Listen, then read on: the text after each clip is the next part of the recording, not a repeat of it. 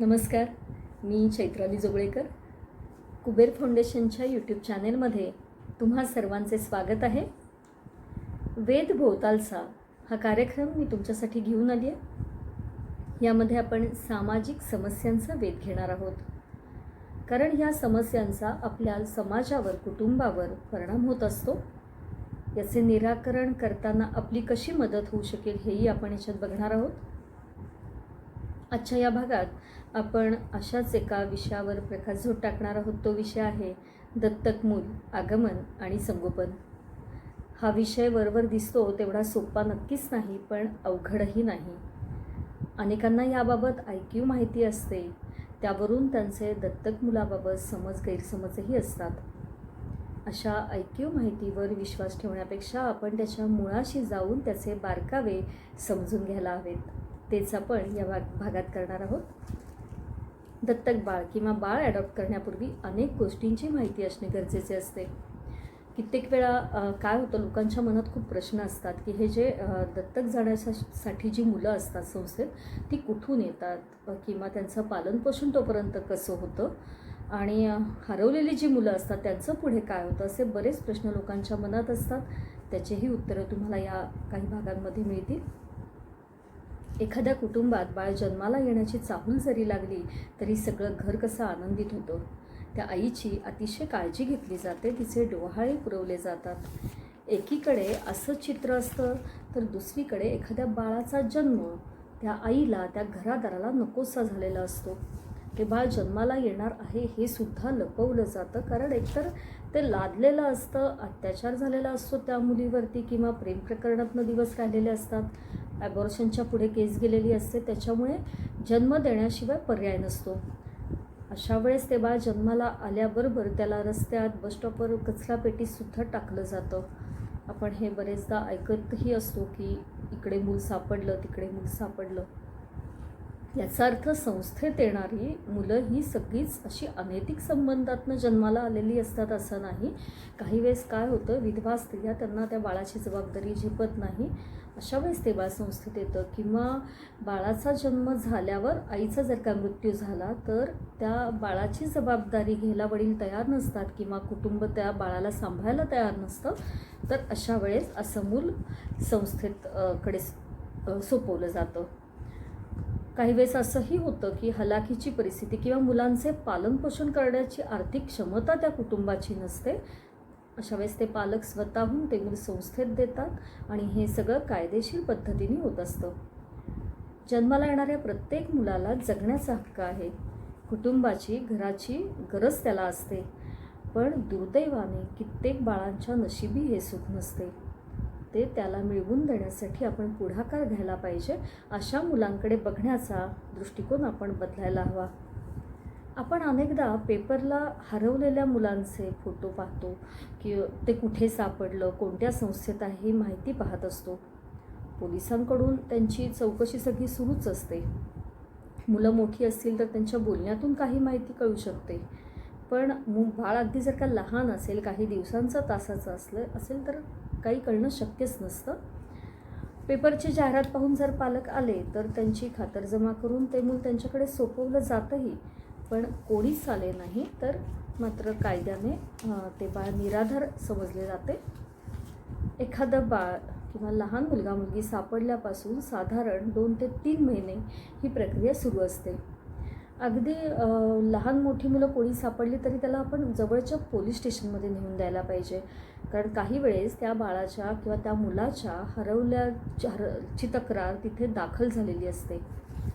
तुम्हालाही कधी अशी मुलं दिसली असतील किंवा दिसतीलही. हल्ली काय होतं, मुलांना एवढीशी गोष्टसुद्धा नकार पचवण्याची त्यांची ताकद नसते. त्याच्यामुळे लगेच राग येतो, घर सोडून मुलं निघून जातात, कुठे जायचं माहीत नसतं, प्लॅटफॉर्मवरती, स्टेशनवरती फिरतात, किंवा काही वेळेस त्यांचं गैरवापरही केला जातो भीक मागण्यासाठी वगैरे त्यांना पळवून नेऊन. त्याच्यामुळे अशा वेळेस आपण, मला काय करायचं आहे, एखादं मूल दिसलं तर असा ॲटिट्यूड न ठेवता त्या मुलाची विचारपूस करायला हवी. एक जागरूक नागरिक म्हणून आपलं हे कर्तव्य आहे. सगळ्यात महत्त्वाचं म्हणजे असं भरकटलेलं मूल कचरापेटीत बसस्टॉपवर सोडलेलं असल्यास त्याला परस्पर घरी नेऊ नये, कारण ती चोरी ठरते आणि आपल्यावरती गुन्हा दाखल होऊ शकतो. त्या बाळाला जवळच्या पोलीस स्टेशनमध्ये न्यावे किंवा पोलिसांना, सामाजिक कार्यकर्त्यांना फोन करून त्या ठिकाणी बोलवून घ्यावे. तोपर्यंत आपण त्या बाळाजवळ थांबायला हवं. समजा पोलीस स्टेशन जवळपास नसेल तर अशी एखादी संस्था आपल्याला माहिती असेल तर त्या संस्थेकडे बाळ सोपवायला हवं तिथून, कारण ते पोलिसांकडेच जातं आणि तिथून त्या बाळाला बालकल्याण समितीसमोर आणलं जातं, म्हणजे चाइल्ड वेलफेअर कमिटी. बालकल्याण समिती ही प्रत्येक जिल्ह्यात असते. तिच्यासमोर या बाळाला आणल्यावर सगळ्यात आधी त्याचा फोटो छापला जातो, त्याचे वय काय असू शकेल याचा अंदाज काढला जातो. त्यासाठीच्या काही मेडिकल टेस्ट आणि एड्स, TB अशा सगळ्या टेस्ट त्या बाळाच्या केल्या जातात. काही वेळेस कसं असतं की ह्या बाळाचा जन्म नक्की कुठे झाला आहे का याची काहीच कल्पना नसते, कारण आपल्याला ते फक्त सापडलेलं असतं. त्याच्या आधी ते कुठून आलं हेच माहिती नसतं, कुठल्या परिस्थितीत ते होतं, त्या बाळाच्या आईला काही आजार होता का नाही याची काहीही कल्पना नसते. त्याच्यामुळे त्याचे सगळे मेडिकल रिपोर्ट सगळे बनवणे खूप गरजेचे असते. त्यामुळे ते सापडल्यावर पहिल्या 24 तासात त्या बाळाची मेडिकल करून घेतली जाते. काही वेळेस काय होतं की या मुलांना मारण्याच्या ह्यानी की ते सोडताना ते जगू नये यासाठी त्याला इजाही केलेली असू शकते. पोलिसांकडून हे मूल चाइल्ड वेलफेअर कमिटीकडे आलं की ती कमिटी ठरवते की ते मूल कोणत्या संस्थेत द्यायचं, जिथे त्या बाळाची योग्य काळजी घेतली जाईल. अशा संस्थांकडे ते बाळ सोपवलं जातं. या संस्थांना मुलांचा सांभाळ करण्याची शासनाकडून परवानगी असते. वेगवेगळ्या वयोगटानुसार या संस्था असतात, म्हणजे 0 ते 6, 6 ते 12, 12 ते 18 असे वर्गीकरण या संस्थांचे असते. आणि त्या वयोगटाचे, आता अगदी छोटं बाळ असेल तर ते 0 ते 6 या वयोगटाचे जे संस्था असेल, म्हणजे वर्गीकरण केल्याप्रमाणे त्या संस्थेकडे ते मूल सोपवलं जातं. ते मूल संस्थेत असले तरी एकीकडे माहिती काढणे त्याच्यानंतर त्याला दर 8-15 दिवसांनी बालकल्याण समितीसमोर हजर करणे हे सगळं त्या संस्थेची जबाबदारी असते. त्या बाळाचे मेडिकल, पोलिसांकडची त्याची माहिती, फोटो, पेपरची जाहिरात हे सगळं त्या बालकल्याण समितीसमोर त्या संस्थेला मांडावे लागते. मूल संस्थेत आलं आहे आणि तिथेच पडून आहे, त्याच्याकडे दुर्लक्ष केलं आहे असं कधीच होत नाही. मी अनेक संस्थांचे काम जवळून पाहिलं आहे. अगदी आपल्या घरच्या बाळाची काळजी घेतात तसं तिथे या बाळांची अतिशय मायेने, प्रेमाने काळजी घेतली जात असते.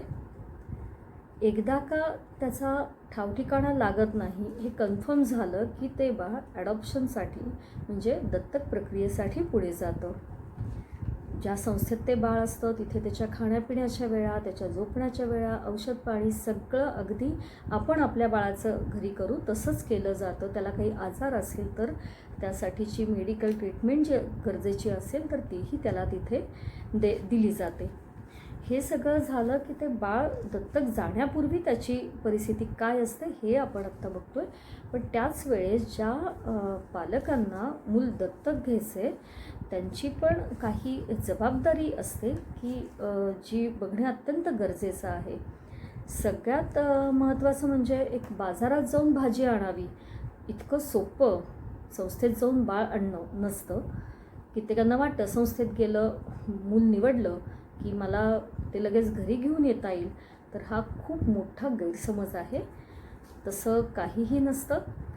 आणि सगळ्यात एक महत्त्वाची गोष्ट म्हणजे ज्या मुलांना दत्तक आपल्याला घ्यायचं आहे, एखादं मूल आपल्याला दत्तक जर का आणायचं आहे, त्याआधी आईवडील म्हणजे ते जे पालक आहेत त्यांच्या मनाची तयारी असावी लागते, त्यांची दोघांचीही याला संमती असावी लागते. कुणा एकाची संमती असून चालत नाही, कारण आपण एका निर्जीव वस्तूला नाही तर एका सजीव बाळाला घरी आणणार असतो. आणि सगळ्यात महत्त्वाचं म्हणजे अतिशय योग्य वेळी हा आपण निर्णय घ्यायला हवा. नाहीतर काय होतं, लग्नाला एक 15-20 वर्ष झाल्यानंतर लोक हा निर्णय घेतात. त्यावेळेस एकतर दोघांचीही वयं वाढलेली असतात, मग अशा वेळेस थोडंसं मोठं मूल दत्तक मिळतं आणि ते रुळेपर्यंत वेळ जातो. त्यासाठी साधारण आपलं वयाच्या 60पर्यंत ते मूल जर का 18 वर्षाचं झालं तर दोघांनाही एकमेकांकडे लक्ष देणं खूप सोयीचं जातं. म्हणून योग्य वेळेस दत्तक घेण्यासाठीचा विचार करायला हवा. पूर्वी काय होतं की एकत्र कुटुंब पद्धती होती. एकाच घरात कुटुंबात 4-5 मुलं असायची. समजा कुणाला मूल नसेल कुटुंबातल्या तर एखादं मूल दत्तक दिले जायचे आणि ते सुद्धा सगळं कायदेशीररित्या केलं जायचं. हल्ली 1 किंवा 2 मुलं असतात. कदाचित काही ठिकाणी असंही आता झालं आहे की करिअर वगैरे ह्या ह्याच्यात मूलबाळ नकोच असाही एक ट्रेंड येतो आहे. आणि हे घडत असतानाच एकीकडे समाजात असंही दिसतं आहे की मूल दत्तक घेण्याचंही प्रमाण वाढलं आहे. म्हणजे स्वतःचं मूल असतानाही मूल दत्तक घेतलं जातं आहे किंवा मी आधी मूल दत्तक घेते आणि मग माझं झालं तर होऊ दे असाही एक विचार समाजात रुजू पाहतो आहे. ही खूप सकारात्मक गोष्ट आहे कारण या त्या बाळांचा काहीच दोष नसतो.